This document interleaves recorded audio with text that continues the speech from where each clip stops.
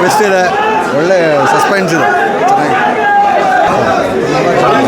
ಹೇಳ್ತೀನಿ, ದಯವಿಟ್ಟು ರಿಕ್ವೆಸ್ಟ್ ಮಾಡ್ಕೊತಾ ಇದ್ದೀನಿ ಮೀಡಿಯಾದವರಿಗೆ, ಈ ಮನುಷ್ಯನ ಬಗ್ಗೆ ಅಪಪ್ರಚಾರ ಮಾಡಬೇಡಿ. ಯಾಕೆಂದರೆ ಅವ್ರ ಬಗ್ಗೆ ಮಾತಾಡೋಷ್ಟು ಯೋಗ್ಯತೆ ಯಾವನೇನೂ ಇಲ್ಲ ಇಂಡಸ್ಟ್ರಿಯಲ್ಲಿ. ನಿಜ ಹೇಳ್ಬೇಕು, ಏನು ಆ್ಯಕ್ಟಿಂಗ್ ಬರೋದು, ನಕ್ಕಂಡು ಕಾಲು ಮುಗಿದು ಕೈ ಮುಗಿಬೇಕು. Ultimate acting. ಜೈ ಡಿ ಬಾಸ್. ಚೆನ್ನಾಗಿದೆ ಅಣ್ಣ.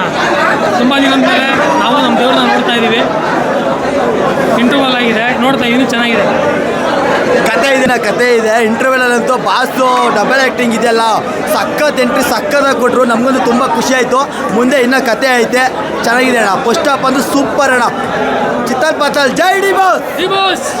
ಫಸ್ಟ್ ಹಾಫು ಹೆಂಗೈತೆ ಅಂದರೆ ಟ್ವಿಸ್ಟ್ ಮೇಲೆ ಟ್ವಿಸ್ಟು ಅದ್ಭುತ ಅಣ್ಣ, ನೋಡಲೇಬೇಕು ಖಂಡಿತ. ಫಿಲಮ್ ಹಂಗಿದೆ.